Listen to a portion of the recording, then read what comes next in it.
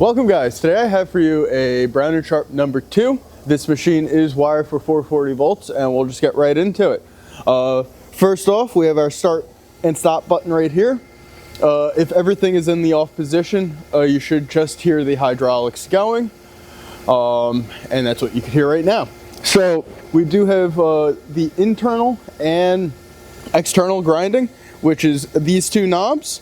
So for the internal grinding, I will just demonstrate real quick. Just bringing the tailstock down a little bit so I don't hit it. So this is our ID spindle right here. You just lift up on that unit and you could go ahead and bring it down. Off to the side, I do have the belt for the spindle unit. It's not hooked up right now because it does get in the way for demonstration purposes, but I will go ahead and run the motor for you, which is going to be that one right up there. It's spinning like a dream. So as that's running, you would go ahead and screw this down so it's locked into position, and then you could also make your adjustments right here to tighten up your belt. But when you're all done, you could just go ahead, pick it up, and lock it down with that little latch right there, and that is your ID spindle. So we'll go ahead, turn that off, and bring this down to our external wheel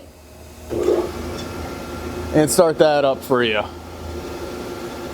So go ahead, fix my dog just a little bit so we're a little closer and not going to crash. Now we could go ahead and start our table left and right, which is this lever right here, which also controls our head right here. This button will let you jog, or if you put it in the straight up position facing 12 o'clock, you could just keep that going. Or if you bring that over to about 1, 2 o'clock, you could see our table is now going back and forth. You could change the speed with our knob right here.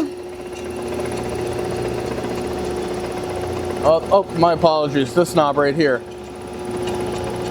This knob right here will change our feed to slow or fast. The one that I was just playing with right here is going to be our in feed, which I'll demonstrate that in just a second.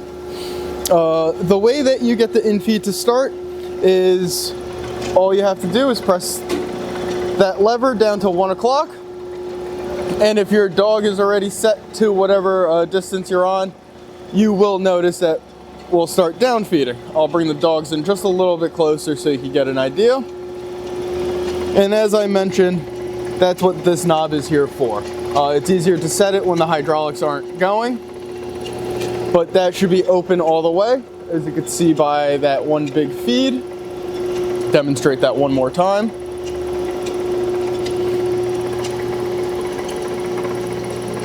And then we could go ahead and bring it down. As I mentioned, it is a little bit easier to do when the hydraulics are off. So right next to it, you'll see that we have our feed left and our feed right knob. That will just indicate whether it's going to feed either the left, right, or both left and right. And you could also notice another feature right underneath this knob that says purge. That is normally something you'll play with upon first installation as soon as you put it on your floor, or if you start getting a little bit of air in your system, you'll just go ahead, pick it up a little bit and bring it on over, and that'll go ahead and push all the air out of your cylinder, and that will be indicated by this more or less going all the way down to 0. I can demonstrate real quick. That's basically the purge feature. What it does is it just pushes the hydraulics through everything and make sure we have air to it. So we did hit 0. Nothing's really going to happen at this point. So when you're ready, you'll just go ahead, turn everything off. This lever will turn it off along with this. And then you can press stop or you can feed back, depending on what you want to do. Grab your part and you're ready to get loaded with another piece. So I will just demonstrate one more cycle close to the end while I describe a couple other features for you. So right here, we do have our knob for external, internal, and coarse feeding. So all you'd have to do is just spin the knob to your desired location. So this is going to be internal, this is coarse, and lastly, we do have the external. We do have the two dwell options right here for your both left and right. So if you keep them open all the way, essentially, then it should be parked over there for a little bit and then kick on back over. Bring those down to 0. So one of the last features I'd like to mention is the DRO.